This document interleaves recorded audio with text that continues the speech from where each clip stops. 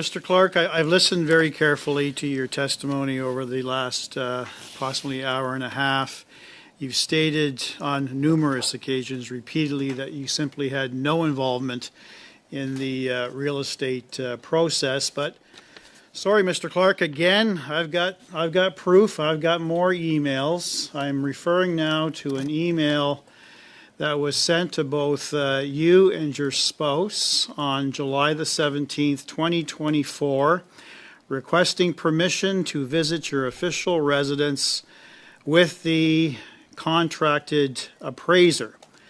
Please advise if time works with you. Your wife responded the same date and said, yes, thanks.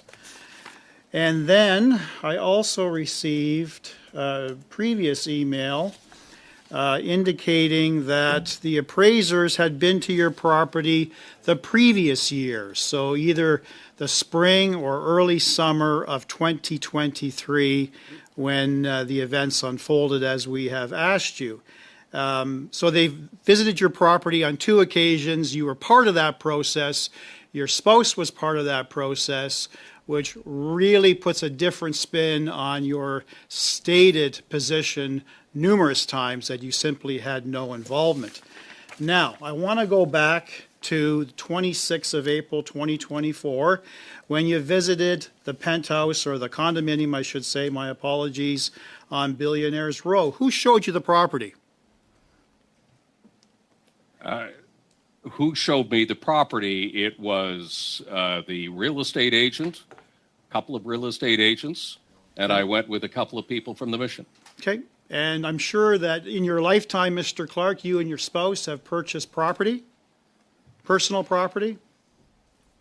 We have, Right. Mr. Chair. No, sir, sir, this is my time. Sir, talk about this, but do not bring my wife into this. Sir, this is my time. I'm asking you the questions. Thank you. I'm merely referring to an email. Chair. Point of order. Point of order. Sorry, Mr. Brock, we have point of order. Go ahead. You know, whether this is a point of order or not, let's have some decorum. The Consul General here has nothing to do with his family, nothing at all.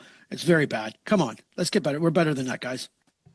Thanks. Continue, That's Mr. not Brock. a point of order. Farah should review the material that his party has received, because clearly Mr. Clark's wife is referenced, and she in fact identifies herself by her first name. I'm not making this up. It's in the documents, Mr. Cervera. So going again, Mr. Clark, you've purchased property in the past probably numerous times with the assistance of real estate agents.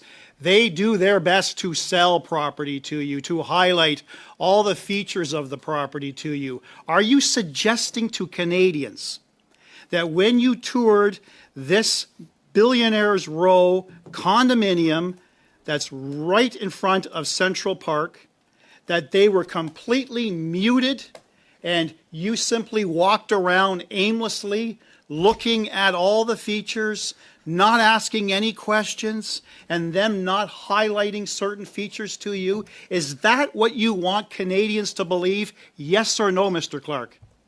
Oh, yes. Wow. Wow. You have found the most inept real estate agent in the entire world. That is fascinating, Mr. Clark. Let me ask you this, Mr. Clark. Are you a golfer? Are you a golfer, sir? Are you a golfer? Depends who you ask. Depends who you ask. Okay. Are you a swimmer? Depends who you ask. And do you play pickleball? No. I Oh. don't even know what it is. I respect that. Well, As a tennis player, I respect you've got two 25-meter swimming lanes in your new condominium. You've got a golf simulator. That's every man's dream to have that. That's right in your building, as well as you have paddle courts. Now, was it a requirement, sir, to you in your role as the Consul General for New York to have the world's most expensive appliances? Order, Mr. Chair. For instance, the stove alone Mr. is Brock. some Mr. Brock, sorry. Go ahead on the point of order, please. I just think Mr. Brock said it's every man's dream to have a golf simulator, and I just want to clarify on the record that it is not my dream. Okay. And I That's prefer not to a give point of Mr. order. No one Hayes gives a not, shit about your dream people. backtrack. To this. thanks. Go ahead, Mr. Brock. So, Mr. Clark, is it a requirement of your position to have a $19,000 oven, a $13,000 refrigerator, a $4,600 coffee maker, an $11,000 freezer? Is that a requirement of your position, sir, or did you ask for that? Nope. Enjoy it.